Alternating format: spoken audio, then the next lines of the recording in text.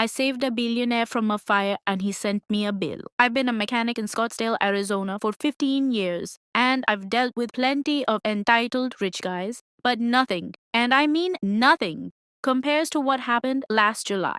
I was heading home around 6 p.m. when I saw a brand new six-figure sports car flipped over in a ditch. The engine was smoking, and I could see the driver pinned behind the airbag.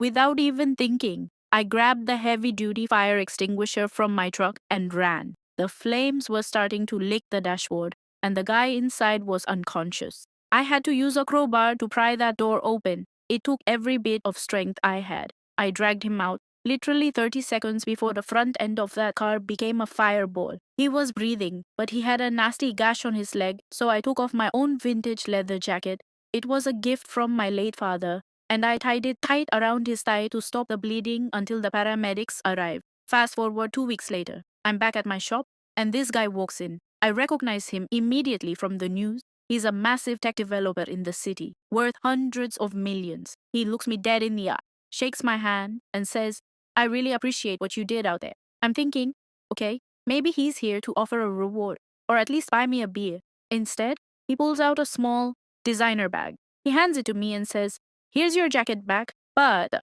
since I had to pay $45 to get your blood dry cleaned out of my upholstery, I'm gonna need you to Venmo me the difference. I just stood there, holding my ruined jacket, staring at a man who owned 3 mansions while he waited for me to pay him for the privilege of saving his life. I didn't even say a word.